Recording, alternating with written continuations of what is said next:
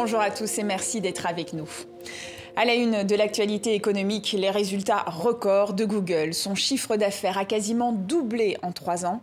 Il s'élève à plus de 258 milliards de dollars en 2021. Ce qui est encore plus impressionnant, c'est son bénéfice net, 76 milliards de dollars. Pour vous donner une idée, cela représente près de la moitié des profits du CAC 40.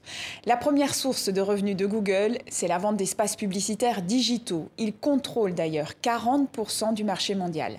Et avec la crise sanitaire et le télétravail, la publicité sur Internet a le vent en poupe. Aujourd'hui, l'action Google tourne autour des 3 000 $. Elle n'est donc pas accessible aux petits investisseurs. Pour remédier à cela, la maison mère de Google va multiplier par 20 le nombre d'actions en circulation.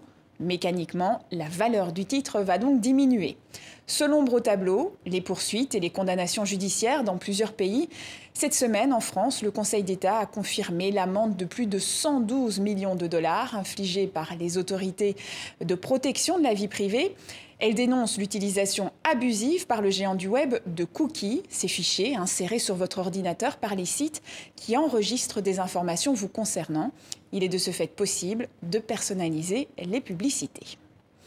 Chez Meta, en revanche, l'ambiance n'est pas du tout à la fête. La maison mère de Facebook et d'Instagram a vu son bénéfice reculer, ce qui est très rare. Moins 8% au 4e trimestre.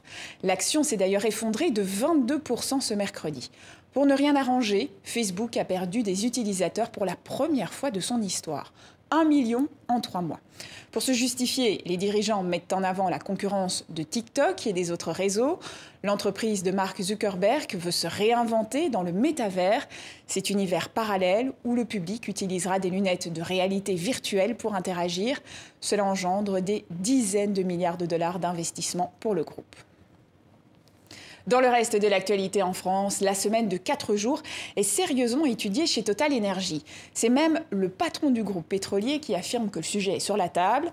L'idée est de permettre aux salariés d'avoir plus de temps pour eux, et ce, pour le même salaire. Cette méthode existe déjà dans quelques entreprises. Elle aurait un effet positif sur le taux d'absentéisme. C'est contre-intuitif, mais en réalité, c'est lié à une chose, c'est que les gens, sur une semaine de 4 jours, ils se fatiguent moins. Et de l'autre côté, ils produisent plus, parce que comme ils ont une semaine qui est plus courte et qu'ils ont eu le temps de se reposer, ils ont plus d'énergie pour repartir. Aux Pays-Bas, un bateau de luxe de Jeff Bezos est sur le point d'être achevé dans un chantier naval à Rotterdam, mais sa taille l'empêche de passer sous un pont historique de la ville. Il sera donc temporairement démantelé pour permettre au yacht estimé à 430 millions d'euros de rejoindre la mer. Les frais de l'opération seront pris en charge par la société navale. Et c'est la fin de ce journal de l'économie. Excellente suite de programme sur TV5 Monde.